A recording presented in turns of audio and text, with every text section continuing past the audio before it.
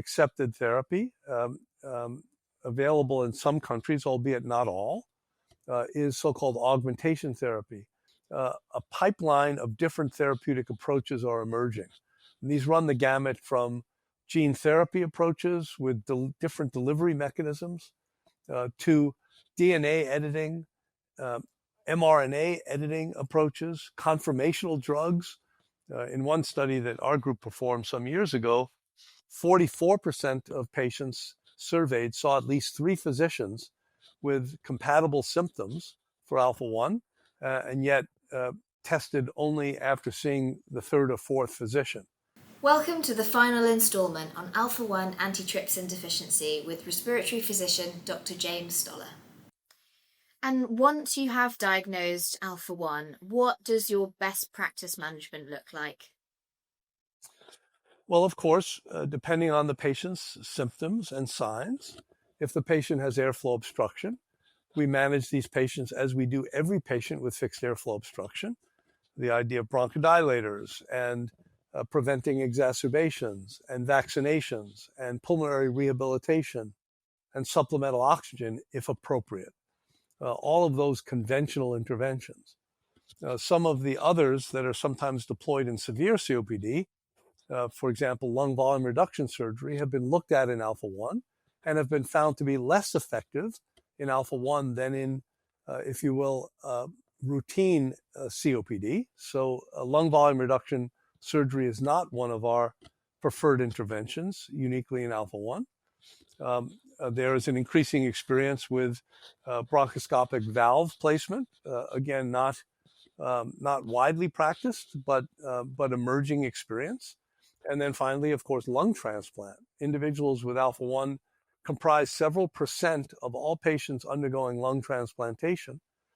Beyond that, there are specific interventions for Alpha-1. The current accepted therapy available in some countries, albeit not all, is so-called augmentation therapy, the infusion of pooled human plasma Alpha-1 antitrypsin into the veins of individuals who lack Alpha-1, who have severe deficiency, somewhat akin to giving insulin to type 1 diabetics who lack insulin.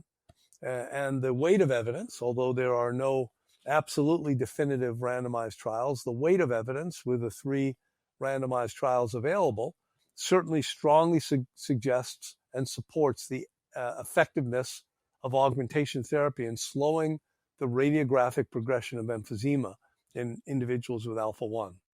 So there are a number of managerial implications of making the diagnosis. The last, of course, is testing all first-degree relatives. So in detecting an individual who's a homozygote for severe deficiency of Alpha-1, all of their brothers, sisters, siblings, and parents should be tested, and children, of course, for Alpha-1 antitrypsin deficiency. And you mentioned about augmentation therapies. How accessible are those globally? Well, regrettably, they're not universally available. They are available in the United States, in Canada. They are available in some countries in Europe, in Spain, Italy, Germany, regrettably not in the UK, to my awareness. And so access to augmentation therapy is variable, related to various countries' licensure environments. Having said that, there are, as I mentioned briefly before, there are in the pipeline a number of very promising therapies that remain to have registrational trials, but potentially could be approved even more broadly than augmentation therapy if found to be effective. And can you tell us a bit more about those therapies or clinical trials that are on the horizon? Yes, there are a number of different approaches.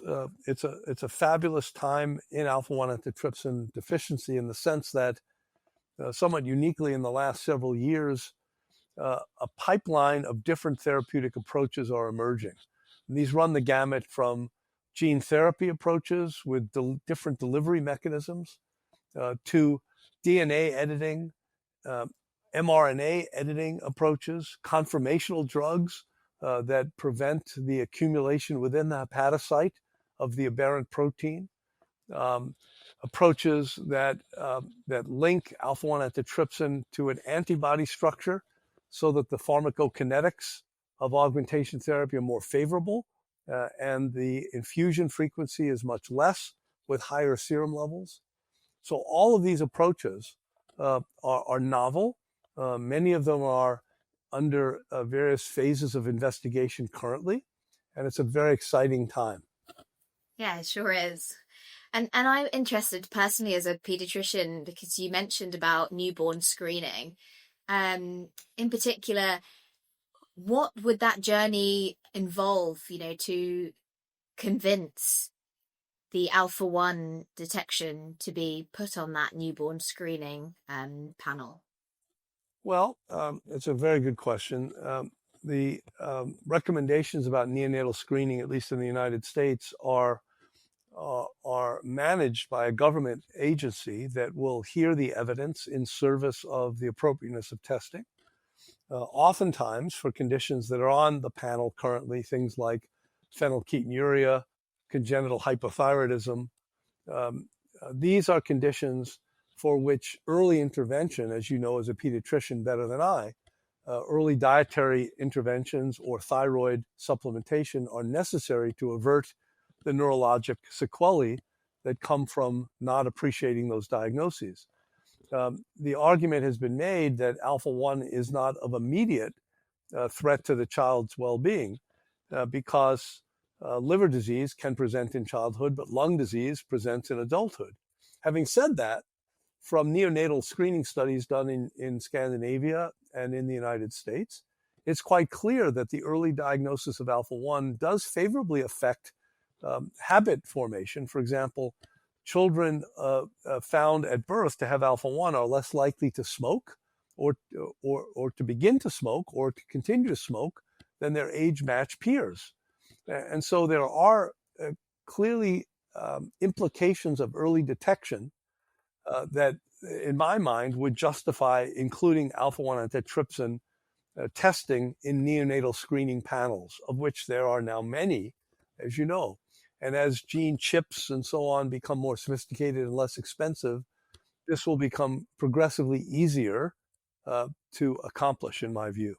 Yeah, definitely. I mean, I really hope for you that that gets pushed through, because even if it prevents, a number of children not smoking in the future, that would be a huge achievement.